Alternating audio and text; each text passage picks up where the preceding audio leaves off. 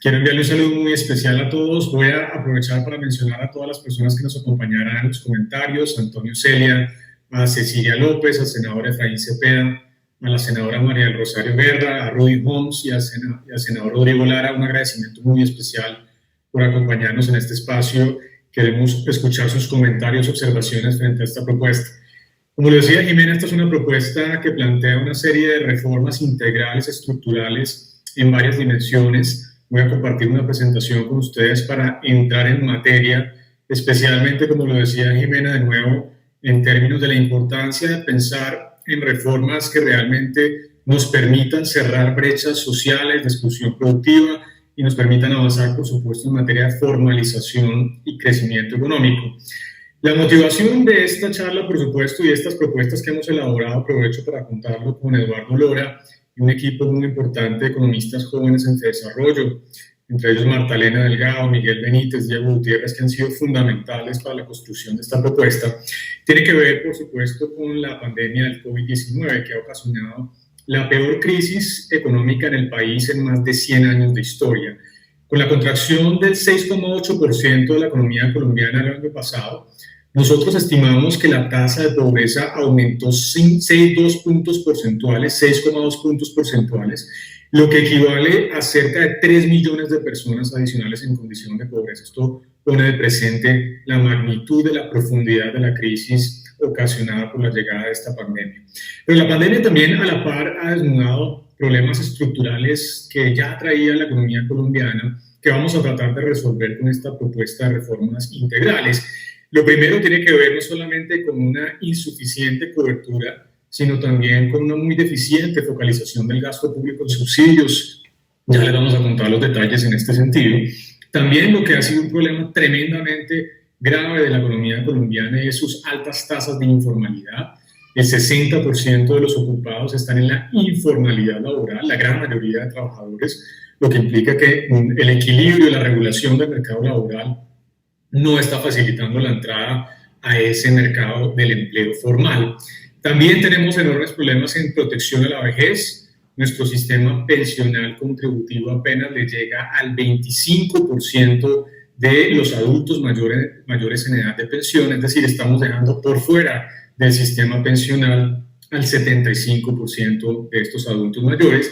Y finalmente continuamos, a pesar de los avances, con un estatuto tributario que tiene todavía una gran cantidad de exenciones, que tiene un recaudo que todavía no es tan progresivo como quisiéramos, y por ende también esto dificulta la provisión de bienes públicos de calidad, como la seguridad, la infraestructura y la educación, entre otros. Esta es la motivación de este documento, de esta propuesta de reformas que hemos venido trabajando en los últimos 6 meses. Entonces nosotros creemos que es posible en esta coyuntura.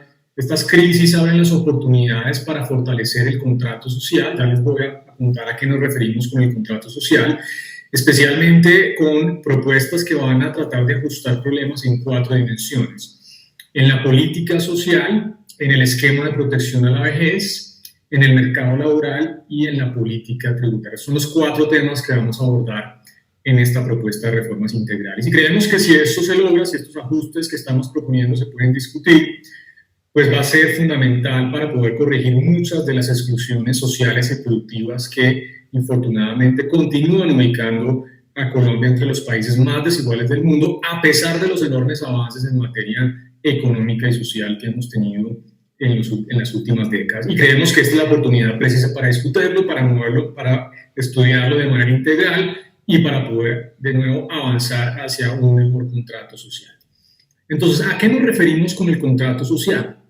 Básicamente nos referimos a este compromiso que tiene el Estado de asegurar a los hogares contra 4 riesgos esenciales. Primero, el riesgo de caer en la pobreza o la pobreza extrema. Segundo, el riesgo de enfermedad. Tercero, el riesgo de desempleo y también de calidad del empleo, es decir, de no estar en la informalidad laboral. Y cuarto, el riesgo de desprotección en la vejez. Un buen contrato social debería tener estos 4 riesgos de manera muy universal, asegurados contra los hogares y contra las familias, para evitar que se caigan en estos riesgos. Entonces, vamos a mirar primero, la primera parte muy corta de la presentación es cómo estamos en el aseguramiento contra estos 4 riesgos, y luego vamos a proponer los ajustes, las reformas integrales estructurales que mejorarían el aseguramiento de estos 4 riesgos en el contrato social que proponemos. Entonces arranquemos y entramos en materia. Lo primero tiene que ver con la política social. Colombia, después de la crisis del 99, construyó de manera muy acertada unas redes de protección social que han sido muy importantes para mitigar los impactos de la pandemia, especialmente en el año anterior, además de los programas que se crearon producto de la llegada de la pandemia. Sin embargo, primero, la cobertura sigue siendo insuficiente.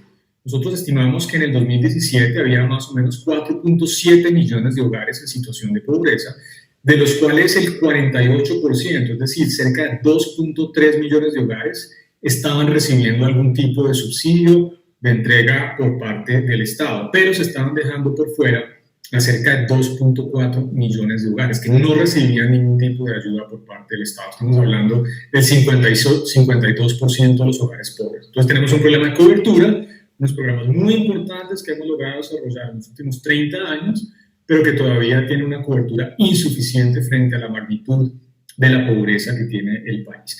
Por otro lado, y un problema que no es menor, es el relacionado con la mala focalización del gasto público. Nosotros estimamos que cerca del 60% del gasto en subsidios que hace el gobierno nacional le llega a población que no es pobre, siendo los de peor focalización. El primero, los subsidios a las pensiones en el régimen público, el que entrega el gobierno nacional, en donde el 90% de esos subsidios, óigase bien, 90% les llega a población no pobre.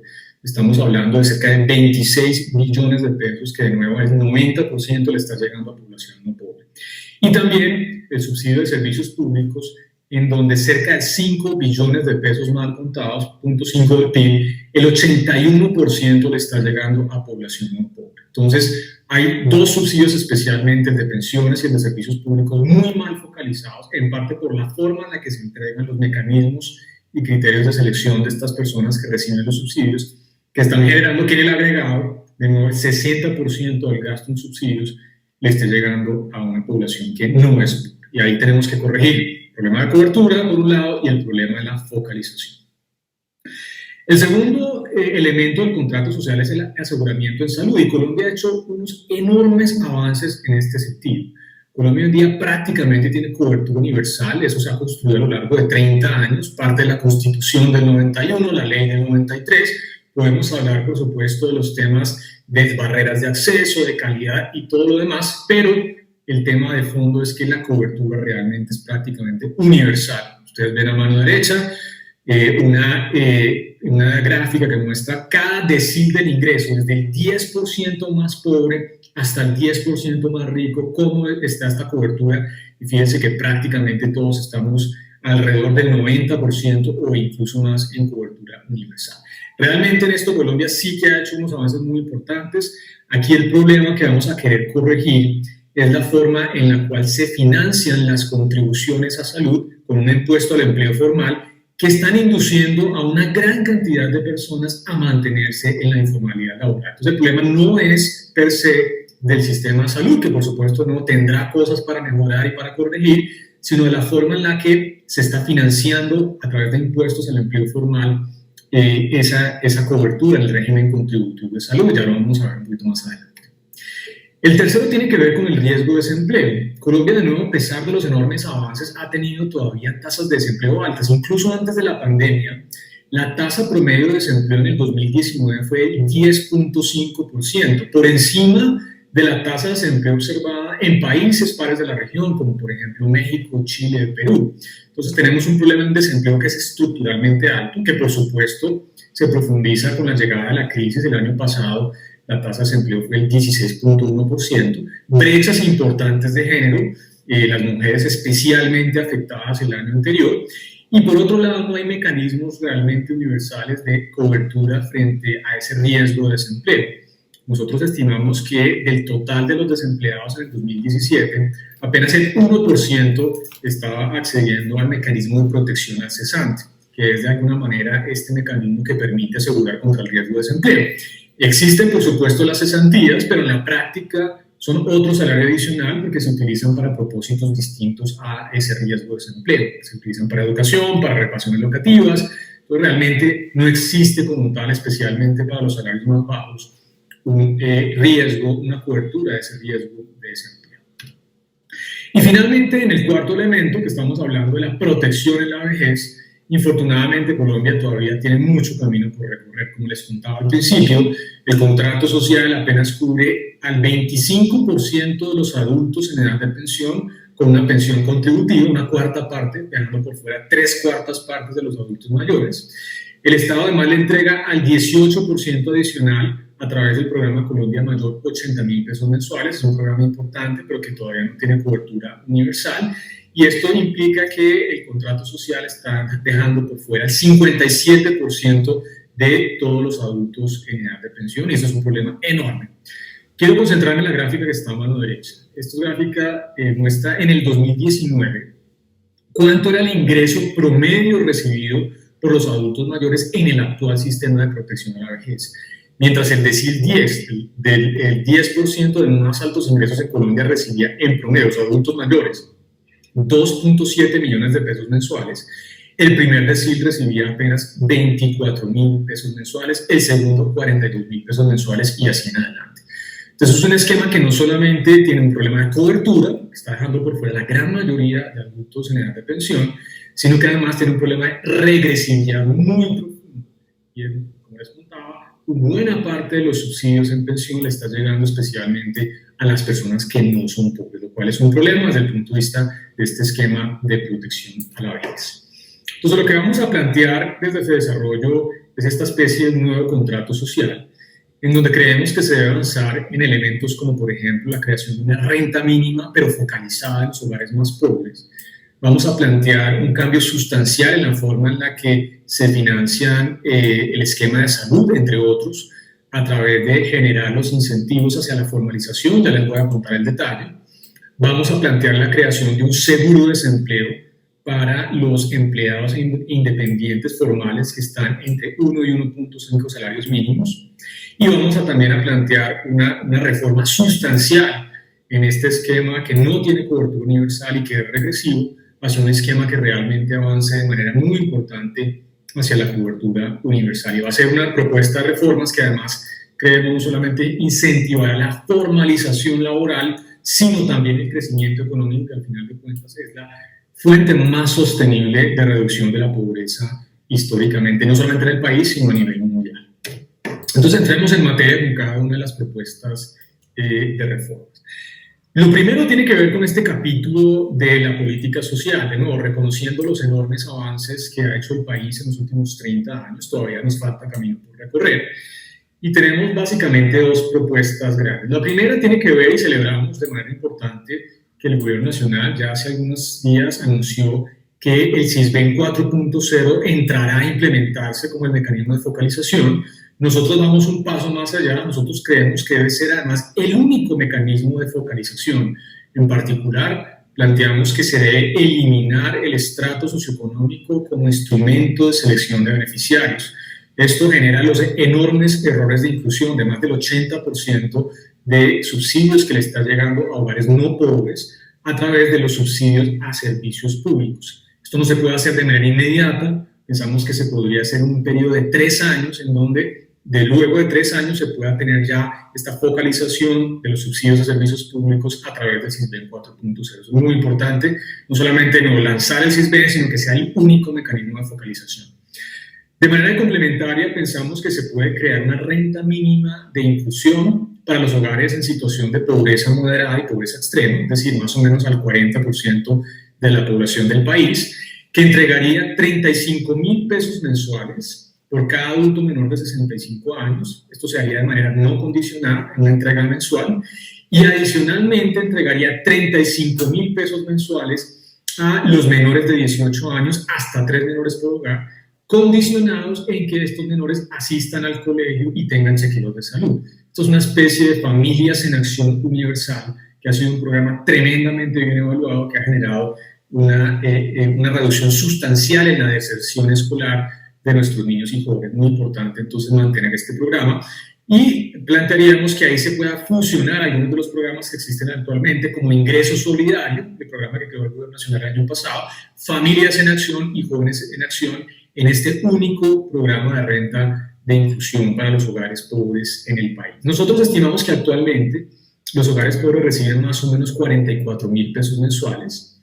Los hogares que reciben algo por parte del Estado están recibiendo 105.000 pesos mensuales, la diferencia entre quienes están cubiertos y quienes no.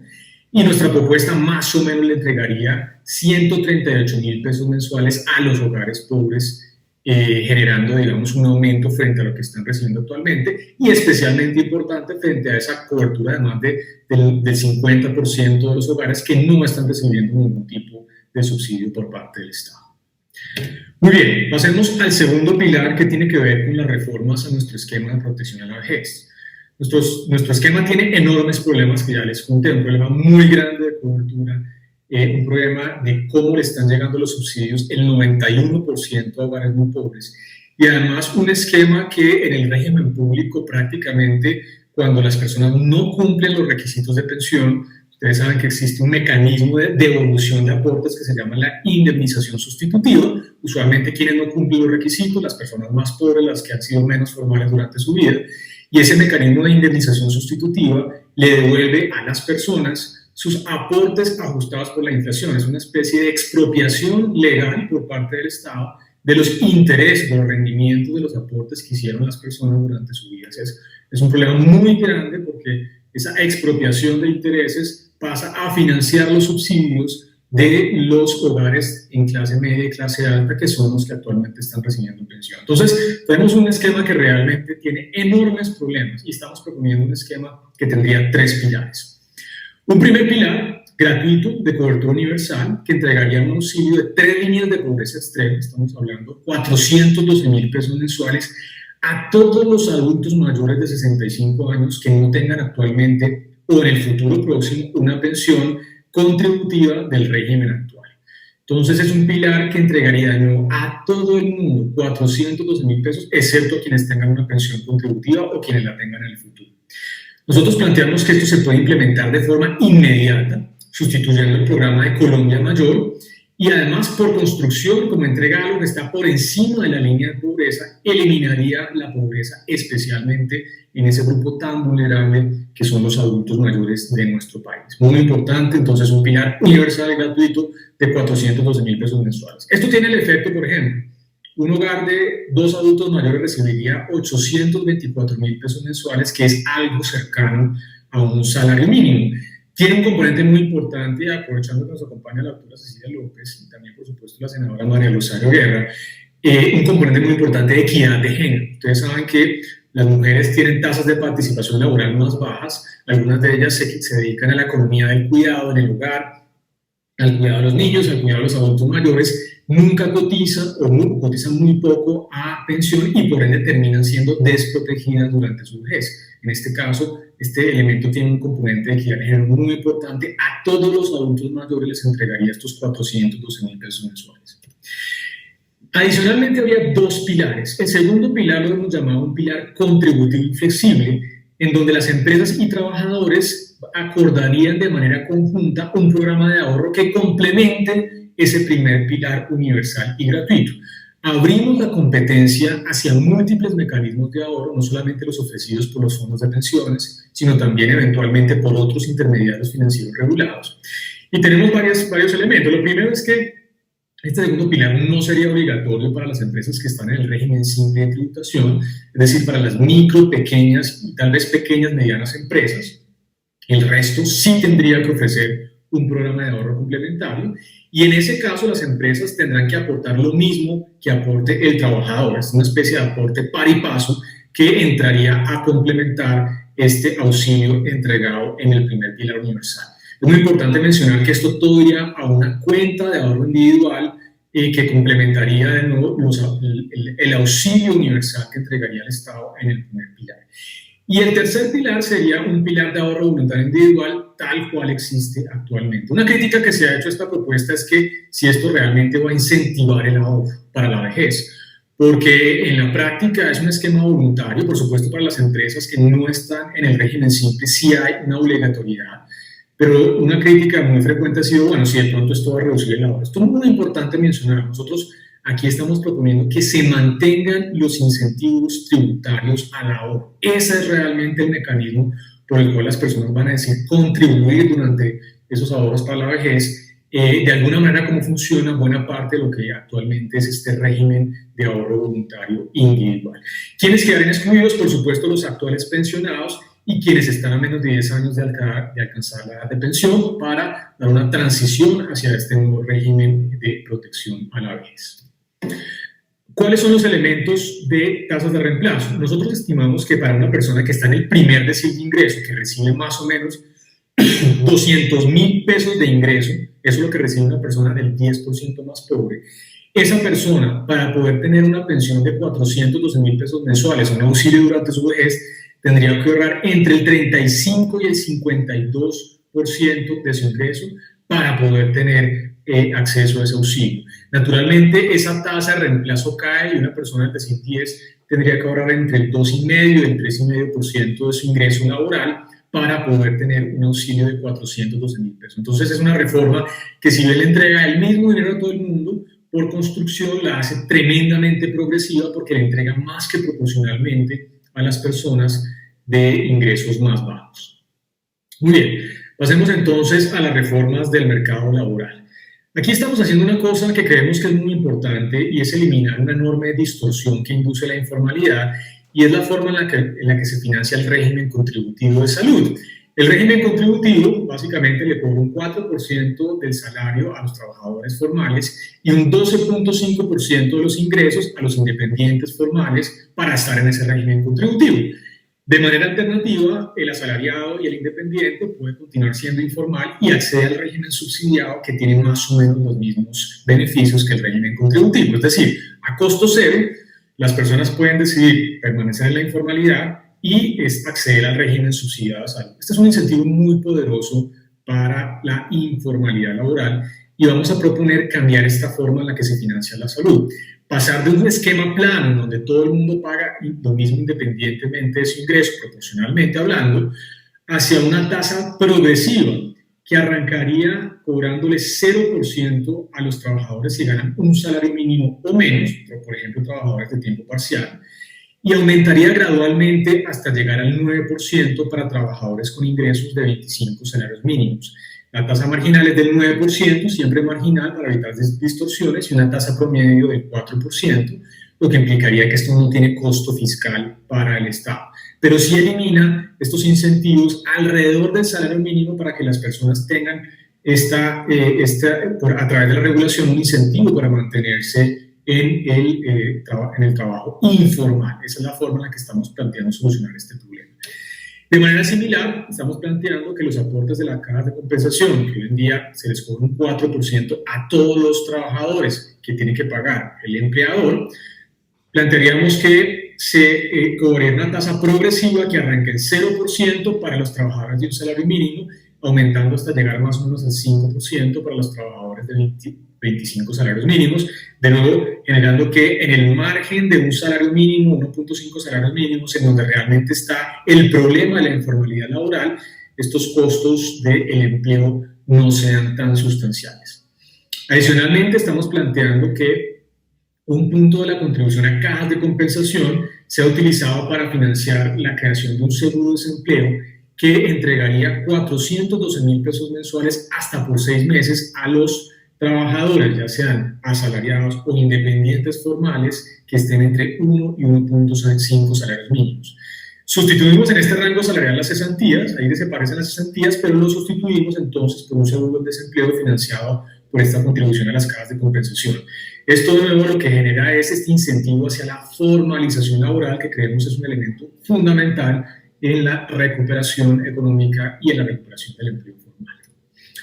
Una parte de los ahorros que llegarían para las empresas, planteamos que se puedan trasladar a los trabajadores con un auxilio de solidaridad que sería el 4% de un salario mínimo solamente para trabajadores que están hasta 2 salarios mínimos.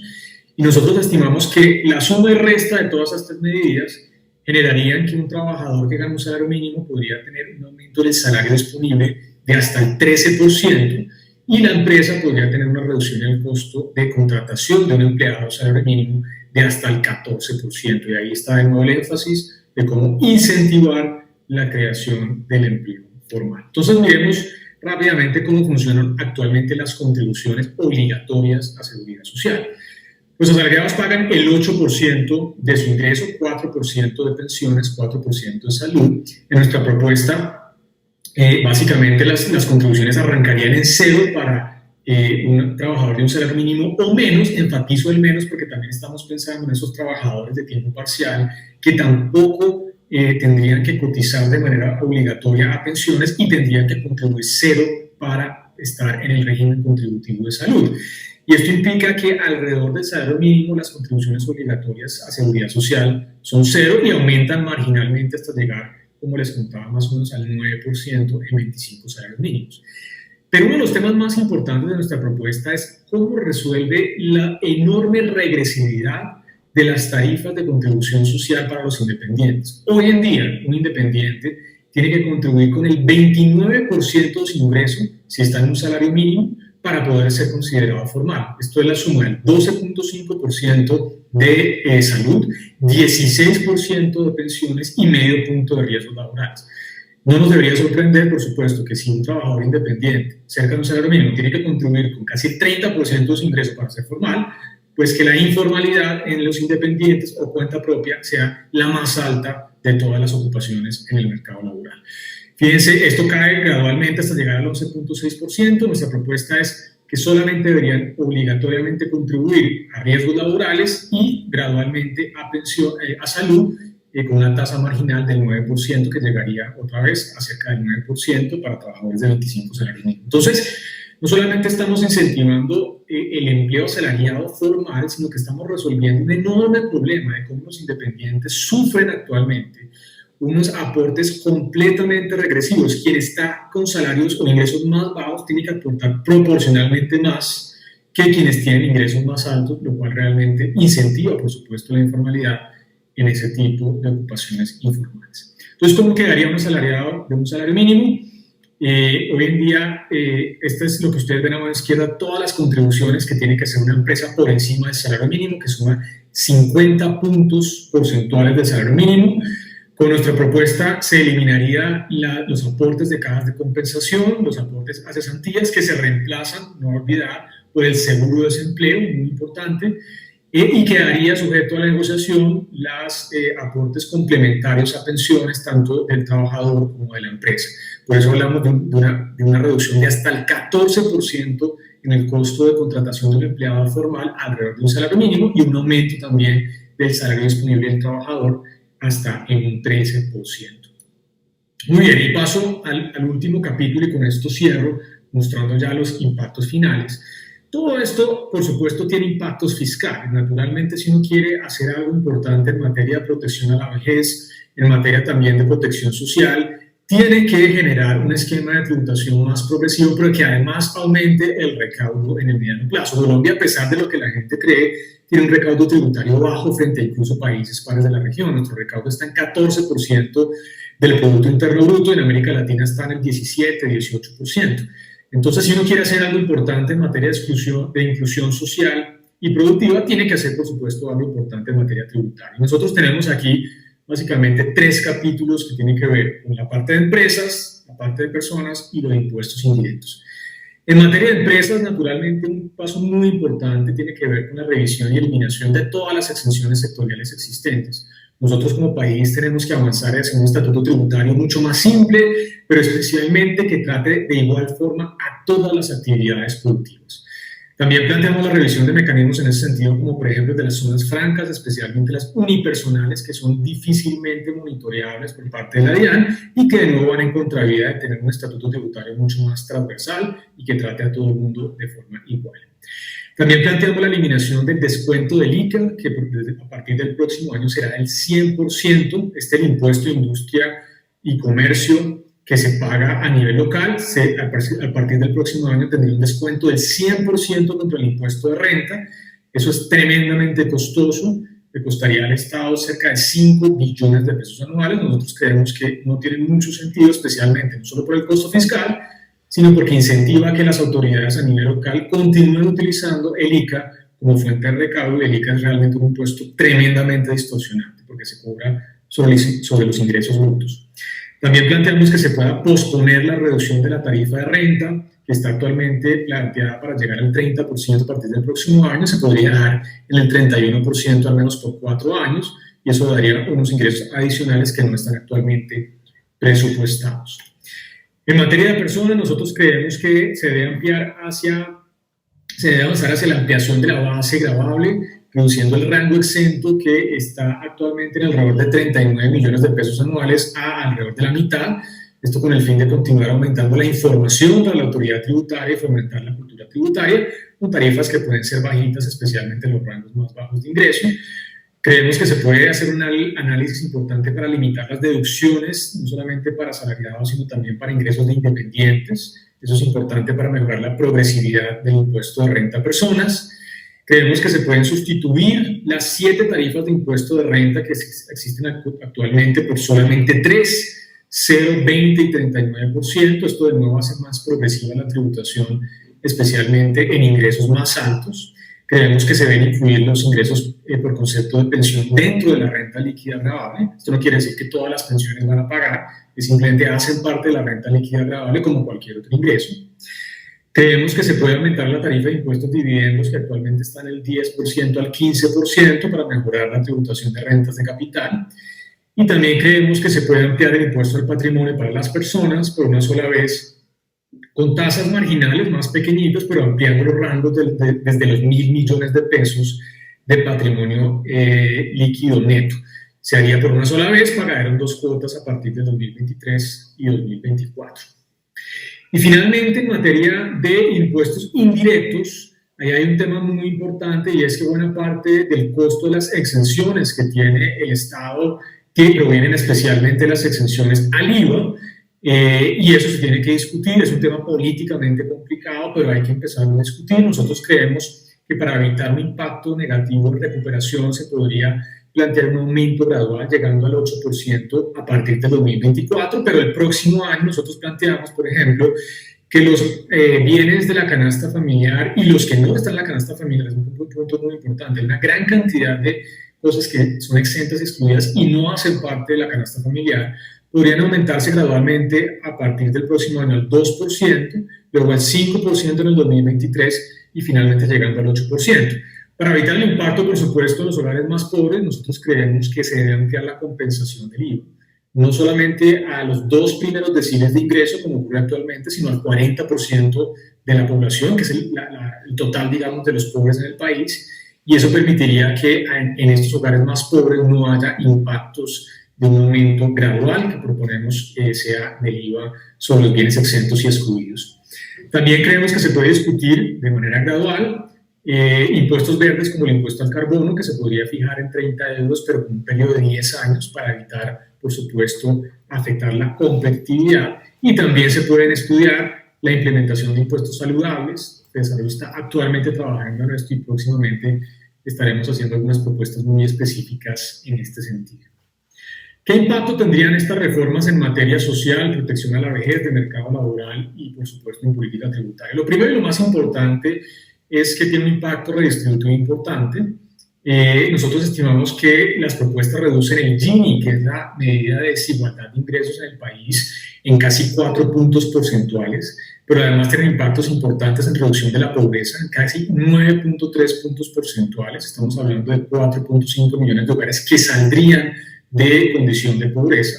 Para que ustedes tengan órdenes de magnitud, reducciones tan grandes en desigualdad de ingresos y en pobreza solamente han ocurrido en Colombia en un espacio de 10 años. Estas propuestas las implementarían de forma inmediata. Y además generan mayor ingreso disponible para la gran mayoría de la población, el 90%, pero además especialmente para grupos vulnerables como mujeres, adultos mayores y desempleados que están especialmente afectados en esta crisis. Pero no es solamente el componente social y redistributivo. Esta reforma tiene un profundo impacto en materia de formalización laboral y por ende de crecimiento y por ende también en el crecimiento económico. Nosotros estimamos que las propuestas que estamos haciendo podrían generar más de 800.000 empleos formales adicionales, que de acuerdo con nuestros estudios en desarrollo podrían aumentar la tasa de crecimiento económico en cerca de medio punto porcentual adicional. Es decir, que si uno cree que Colombia en el mediano plazo crece alrededor del 3,5%, con estas reformas podría crecer al 4%. Y esto genera un círculo virtuoso muy importante de formalización laboral, crecimiento económico, fortalecimiento del recaudo tributario y aumento de la productividad, que es absolutamente esencial hacia la recuperación. Y también, por supuesto, tiene impactos fiscales. Nosotros estimamos que en el mediano plazo nuestras reformas podrían aumentar el recaudo neto entre 2 y 2,5% del Producto Interno Bruto, que generaría no solamente una reducción de la deuda pública, eso hay que hacerlo, por supuesto, la deuda pública ha aumentado sustancialmente, sino que también mejoraría la provisión de bienes públicos, especialmente la educación, la infraestructura y, por supuesto, los temas de seguridad. Entonces, esos son los elementos que quería compartir con ustedes. Son 4 propuestas integrales. Creemos que esto no se puede analizar de manera individual. Si uno toca temas relacionados con la protección a la vejez, tiene que meterse en cómo formalizar, por supuesto, a la gran mayoría de los colombianos que son informales, y eso también va a tener impactos tributarios. Así que creemos que este es el momento, esta es la oportunidad para poder construir consensos, hacer análisis de propuestas como estas y adelantar reformas estructurales que tengan importantes impactos en reducción de las desigualdades, en reducción de la pobreza, pero que también al mismo tiempo aumenten el crecimiento económico de nuestro país. Muchísimas gracias por el espacio y bueno, muy atentos a los comentarios de las personas que vienen ahora. Muchas gracias. Vamos a darle entonces la palabra al senador Rodrigo Lara para terminar con esta ronda de comentarios de los senadores frente a estas propuestas para una Colombia post-COVID-19. Adelante, senador Lara. Bueno, Jimena, un saludo muy especial para usted, Luis Fernando, a los panelistas, a mis colegas en el Senado, Fincho y el senador Cepeda y la senadora Guerra. Bueno, ahorita Antonio Celia mencionaba básicamente a Richard Byrd cuando hacía referencia básicamente a lo que debe ser una reforma tributaria, y eso me trajo a mí, me recordó básicamente el impacto de una gran reforma, que fue la reforma Byrd-Wissner, a principios de los 80, que organizó, digamos, la asignación de rentas y presupuestales en Colombia, que era un verdadero laberinto fiscal, como lo mencionó esa misión Wissner-Byrd en 1982. Pues esta reforma de desarrollo tiene o puede tener una magnitud y puede tener un impacto tan grande como lo tuvo en 1982 esa famosa misión que nos permitió luego, a partir de 1986 y 1981, pasar de un sistema muy desordenado de transferencias presupuestales y territoriales a un sistema organizado sobre una base de transferencias basadas en criterios objetivos y sintéticos que hoy definen básicamente nuestro régimen de transferencias. Lo hace un poco rígido, pero fue una reforma supremamente importante. Pues yo los felicito por este esfuerzo. Me parece que es supremamente interesante. Estoy de acuerdo en la mayoría de los puntos y quisiera referirme a varios de ellos, no obstante con algunas observaciones respecto de 2 de los 4 puntos inicialmente. No sin antes mencionar lo siguiente. Desde la misión Byrd-Wissner de 1982 y particular desde 1991, nosotros hemos crecido mucho en materia de apoyos y ayudas estatales. Y hemos venido creciendo mucho más durante el superciclo de commodities que vivimos a partir del año 2002-2003, cuando pues llegaron rentas extraordinarias aquí al país. Y yo creo que este proyecto de ustedes se enfoca justamente en eso, cómo focalizar correctamente esas ayudas y cómo llegar a realmente quienes lo necesitan.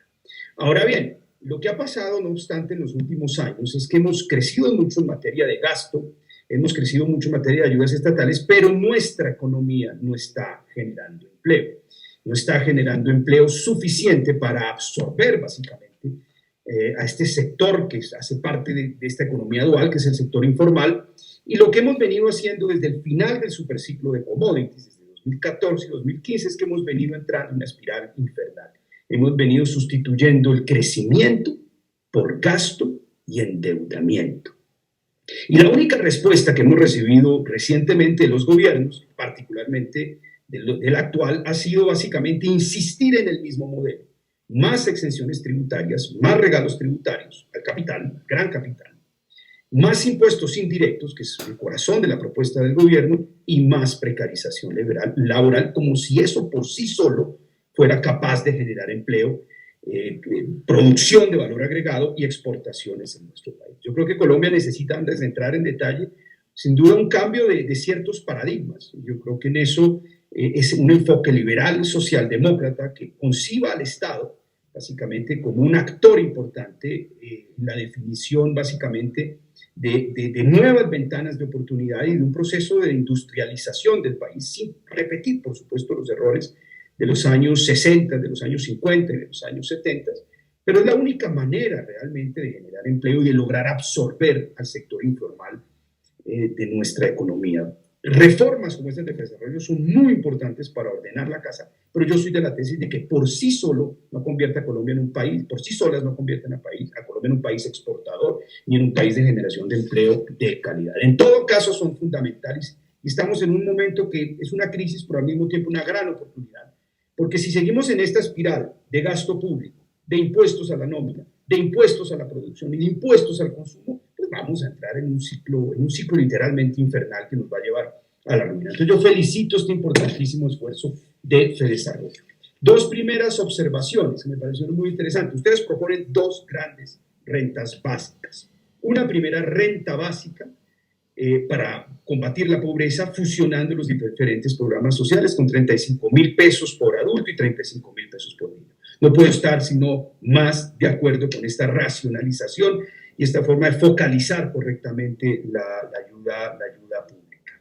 Y en segundo lugar, proponen una renta básica muy interesante, que es básicamente el sistema pensional de primer pilar. Es decir, esto es un paso muy importante porque estamos pasando básicamente de un sistema bismarckiano basado básicamente en las contribuciones del trabajo a un sistema Beveridge, es decir, el sistema inglés en donde el primer pilar, con una renta bajita, es financiado directamente por los impuestos y por el Estado. Es un salto muy importante y estoy totalmente de acuerdo. Yo creo que el primer pilar, un primer pilar solidario, no puede estar fundamentado en el trabajo porque, como dije inicialmente, esta es una economía que no está generando empleo. Y la verdad es que si vemos los avances tecnológicos, la implementación de la inteligencia artificial en las cadenas de manufactura y en las cadenas de producción, si seguimos con las mismas políticas, pues la ventaja comparativa que tienen nuestros países respecto a los países desarrollados en cuanto a la manufactura, que es básicamente unos salarios bajos, pues se va a perder, porque van a producir muy barato gracias a la inteligencia artificial directamente y además se están reindustrializando los países desarrollados. Entonces me parece muy interesante ese primer pilar y lo apoyo totalmente. Respecto al segundo pilar contributivo y flexible, me parece también supremamente interesante. No es obligatorio, lo mencionan ustedes, y básicamente estaría basado en una especie de negociación colectiva entre los trabajadores y la empresa para crear básicamente ese incentivo para que tanto una empresa y trabajador coticen. Eso es interesante, yo creo que no tiene en cuenta la muy baja capacidad de negociación colectiva que hay en Colombia por la muy bajita tasa de sindicalización. Y en últimas, empresas y trabajadores que harían en libertad de decidir en negociaciones colectivas, pues ese apoyo la ven. Me parece que es muy interesante y obviamente deben tener ustedes, pues, con los pelos de punta, los señores dueños de los fondos privados de pensiones. Y tercero, el ahorro voluntario individual. Es decir, aquí no habría obligatoriedad de ahorrar en los fondos privados de pensiones. Y esa es una discusión muy interesante porque el tema de los fondos privados de pensiones es el gran debate, digamos, de los próximos años en Colombia. Estos fondos privados de pensiones en primer pilar fueron diseñados en los años 70, cuando la prioridad de los países era combatir la inflación. Y pues se construyeron sobre la base de que siempre había unas tasas de interés, siempre habría unas tasas de interés positivas porque la inflación era el gran coco. Desde 2008 en el mundo venimos con tasas de interés a cero. Y hoy en día, pues con esta crisis del coronavirus, todos los países del mundo están recontraendeudados. Y pues la historia nos muestra que la forma de pagar la deuda, los países pagan sus deudas cuando están sobreendeudados con un poquito de inflación. Así pagaron los países occidentales su deuda en la posguerra. Y yo creo que esta vez no va a ser diferente. Entonces, con un FIDE de 3% en los fondos privados de pensiones, más un poquito de inflación y tasas de interés a cero durante mucho tiempo, pues yo no creo que los países europeos y Estados Unidos, pues el que nos importa, pueda subir su tasa, el Banco Federal, la Reserva Federal pueda subir la tasa, pues yo francamente no veo quién se va a poder pensionar en estos sistemas privados. Entonces me parece que es muy interesante lo que ustedes tienen acá. Ahora, tengo varias preguntas sobre la propuesta pensional y es la siguiente. Quedan excluidos, dicen ustedes, quienes estén a menos de 10 años de alcanzar la edad de pensión en el régimen público, en Colpensiones. Sí, muy bien, pero ¿qué pasa? Y ustedes ahí sí no mencionan nada sobre lo que tiene que ver la gente que está en el RAIS, que está en el régimen privado. ¿Qué va a pasar con esos 314 billones de pesos? Que es el gran ahorro privado que existe en este país. Va a haber devolución de saldos, va a haber indemnización sustitutiva. ¿Qué va a pasar con los 24 billones? Eso es mucha plata que están en el fondo de garantía de pensión mínima, que es la platica ahí como para ayudar a la gente, al que le falta el centavo para el peso para pensionarse. Es decir, es que estamos hablando del gran ahorro y pues yo entiendo obviamente que este es un tema muy sensible porque los grandes dueños de este país pues son los dueños de los fondos de pensiones, los dueños de los fondos de los medios de comunicación y es un tema muy sensible y políticamente muy difícil. Luego, en lo que tiene que ver ya con la reforma laboral, me gusta mucho, porque pues implica reducir la presión, los impuestos a la nómina. No hay nada más regresivo que un impuesto al trabajo.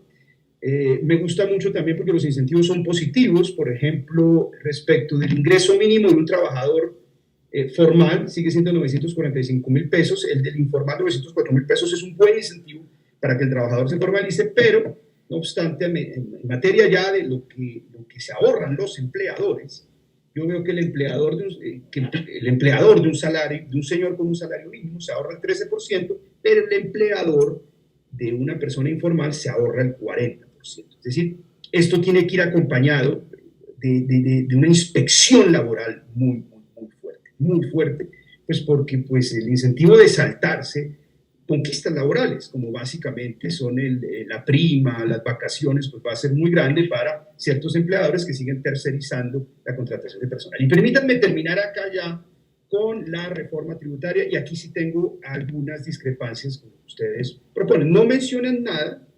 respecto de los descuentos de IVA a capital. Vi que no hay mención al respecto. Yo quisiera, revisando una reciente presentación que hizo la DIAN, si nosotros miramos quiénes son los grandes beneficiarios de esos descuentos de IVA al capital, pues uno esperaría que fuera el sector manufacturero, es decir, el sector que genera empleo, pero me doy cuenta que el sector manufacturero obtuvo el 21,2% de esos descuentos tributarios, del cual el IVA pues obviamente es el más importante y que nos abrió un hueco, si no estoy mal, de cerca de 5 billones de pesos en la pasada reforma, mientras que el sector financiero descontó de IVA 16,9%. Díganme, ¿qué inversión en capital necesita hacer el sector financiero cuando su gran inversión en capital son los cajeros electrónicos? Entonces, pues tengo esa duda y me parece que ese es un tema que debería revisarse. Luego, ustedes hablan básicamente de eliminar el descuento del ICA, totalmente de acuerdo. Eliminar las exenciones sectoriales existentes. Bueno, es un tema supremamente interesante porque estas llegan a cerca de 17,1 billones de pesos. 40% de esas, que es el 80% del recaudo de renta. Yo estoy de acuerdo, 40% de esas exenciones de rentas exentas se las lleva al sector financiero. 12,5% la construcción, que muchas veces es el mismo sector financiero o su ámbito preferido de inversión. Y luego el suministro de electricidad y gas, que se lleva 9 billones de pesos. Un monopolio. Yo no veo por qué deberíamos darle rentas exentas a un monopolio, porque los servicios públicos son monopolios. Ahora bien, seguimos luego con lo que ustedes mencionan, eliminación de los descuentos de las exenciones sectoriales de zonas francas. De acuerdo, se han convertido en una competencia leal para la producción nacional. Dejar la renta corporativa en 31%, yo creo que esa renta corporativa hay que bajarla, siendo muy severos en las eliminaciones de las rentas exentas y los cuentos de IVA de capital inoficiosos. Esto hay que bajarlo y ojalá tuviéramos una tarifa preferencial para las microempresas, para las empresas nacientes y sobre todo para las empresas estratégicas que exporten y al mismo tiempo generen empleo, pero que exporten valor agregado, no que exporten carbón o que exporten materias primas. Reducir el rango exento de la declaración de renta. Bueno, nuevamente aquí se casca al asalariado, se casca al trabajador, es un impuesto a los asalariados. Limitar las deducciones de 10% de los salarios y 25% de los ingresos independientes. Nuevamente esto va sobre todo hacia los salarios o los ingresos de los asalariados. Sustituir las 7 tarifas de impuesto de renta para quedarnos con una de 0, 20 y 39. Nuevamente este es un impuesto dirigido a los asalariados. Y proponen el impuesto al patrimonio para individuos. Pero es que la plata grande, es decir, de los individuos no están como personas, no los tienen como personas naturales, es plata que están en corporaciones, en sociedades, en offshore, es decir, el que tiene la plata a nombre propio no tiene mucha plata. Y yo soy de la tesis de que deberíamos mejor tasar o ponerle un impuesto importante al flujo de capital, mucho más que al patrimonio, que muchas veces no produce renta. Y se vuelve o podemos llegar a situaciones que pueden ser muy, muy injustas. Y ustedes proponen pasar el impuesto a los dividendos del 10 al 15%. Vuelvo nuevamente, una persona que gana mucho dinero no es un asalariado. El dueño de un banco no es un asalariado, a él no le pagan un sueldo. Sus ingresos son los dividendos. Mientras que un asalariado en Colombia, ampliando además la base gravable del asalariado, va a pagar un 30 por 31%, porque el señor dueño de una corporación, que es el rico de verdad, estaría pagando el 15%. ¿Por qué tiene que pagar menos? Y además que pues existen 1001 exenciones básicamente al pago de esos dividendos. La recompra de acciones, por ejemplo. Acceden a crédito para recompra de acciones. Eso está exento del pago de dividendos. La transferencia de acciones entre sociedades de una misma matriz. Eso está exento del pago de dividendos. La transferencia de flujos entre sociedades, entre subsidiarias. Eso está exento del pago de dividendos. Es decir, nosotros seguimos, y aquí sí critico, digamos, la propuesta de desarrollo, siendo muy duros con el asalariado. Pretendemos llegar muy directamente a esa economía informal de muy baja productividad con el impuesto básicamente al IVA, con el IVA a la canasta familiar, que es un IVA que suma básicamente, vemos aquí, lo tengo acá, ese IVA a la canasta familiar es de 6 billones de pesos. Es exactamente 6 billones de pesos y 1,6 billones de pesos son básicamente el alcohol, 1,8 billones alcohol carburante, básicamente. Esto es subir el precio de la gasolina, esto es cobrarle básicamente un IVA a los huevos, a la carne y a la leche. Y además me imagino que cuando hablan de impuestos al carbono, que eso suena muy bonito, eso es un impuesto a la gasolina. Básicamente que hoy tiene una tarifa del 5%, que son 3,5 billones de pesos. En Francia se incendió, los famosos chalecos amarillos, los gilets jaunes, se incendió por este impuesto tan bonito al carbón, que es un impuesto a la gasolina. Entonces yo estoy en total desacuerdo pues, con el cobro del IVA en esta crisis tan profunda de la canasta familiar. Además son 6 billones de pesos, 6 billones de pesos, mientras que las rentas exentas de este país son 17 versus 6.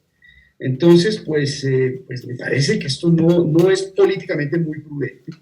Este país, la clase media está pasando en este momento del 30% de la población al 26%.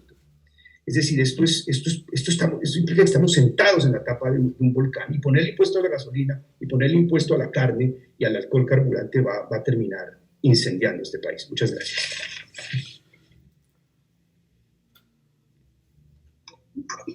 Bueno, muchas gracias a todos los senadores.